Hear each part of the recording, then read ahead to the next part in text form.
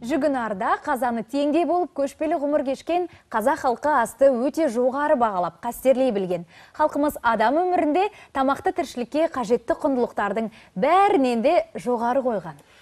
Кез келген қазақы шаңырақтың дастархан ет тағамдарынсыз елестету мүмкін емес. Халқымыздың ұлттық тағамдар дастарханның шырайын одан әрі аша түсетіні белгілі. Алайда сол ұлттық тағамдардың көбін дайындау бүгінде көп адамның қолынан келе бермейді аяулым. Салтымызды құрметтеп, қазірде осы тағамдарды ұмытпай әзірлеп жүрейік. Кезекте қазақ асайдары бүгін біз сіздерге әсіп деп аталатын тағамның жасалу жолын көрсетеміз. Әсіп бұл көпшілік біле бермейтін ұлттық тағам. Қазіргі кезде оңтүстік өңір болмаса, ауылды жерлерден де әсіп жасайтындарды сирек кездестіреміз. Алайда бүгін дәмді әрі құнарлы астың қалай әзірленетінін қазақтың әнші қызы Әнел Қайратжан көрсетеді. Қайырлы таң, құрметті телекөрермен. Мен сіздерге бүгін қазақтың ұлттық тағамы әсіптің қалай дайындалатындығын көрсететін боламын. Ең алдымен күрішті ыстық суға, қайнатылған суға тұндырып қоямыз. Енді пияз бен сарымсақты туруға кірісеміз. Пиязы барынша майда етіп тураймыз.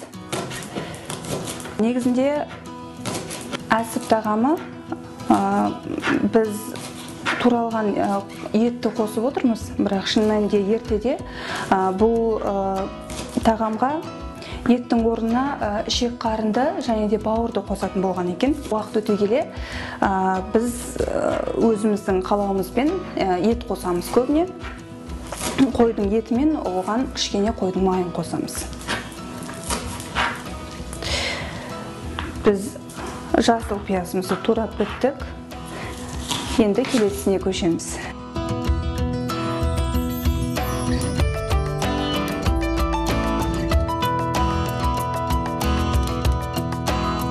Әрі қарай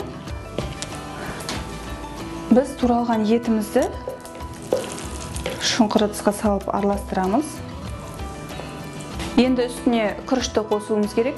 Күріштің бетіндегі артық суларды бірінші төгіп аламыз. Содан кейін барып ыдысқа салып бірге араластыратын боламыз. Міндетті түрде араластырып алғаннан кейін тұз және қара бұрышты қосамыз. Дәмдеуіштерді қосып біткеннен кейін тағы да бір рет жақсылап араластырамыз. Міне біз бүйеннің ішіне салатын қажетті дүниелерді дайындап біттік, араластырып. Енді бүйенді алып, осы дайындаған заттарды міндетті түрде бүйеннің ішіне саламыз.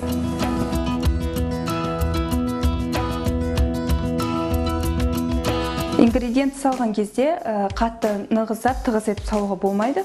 Себебі суға піскен кезде күріш міндетті түрде сінеді, сондықтан бүйеніңіз жарылып кетуі мүмкін.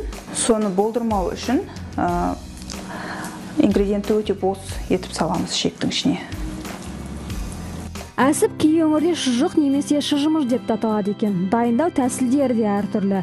Бірі туралған ет орнына бүйрек, бауыр қосса, енді бір жерлер жаңа сойылған қойдың жүрегіндегі қанды алып қосады. Мұны бал әсіп дейді. Мінекей біз бүйенге барлық қажетті заттарды салып біттік. Енді піскен кезде ішіндегінің барлығы сыртқа шығып кетпес үшін міндетті түрде шиді алып, не болмаса жіппен де байласаңыздар болады аузын.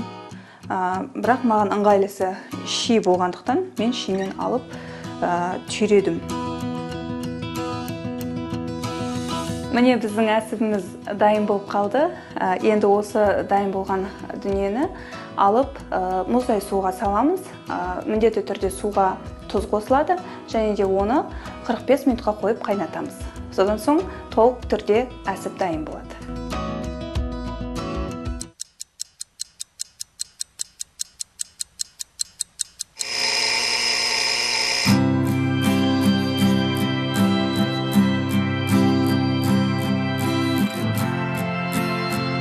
Мінекей біз әсібімізді турапта дайындап қойдық.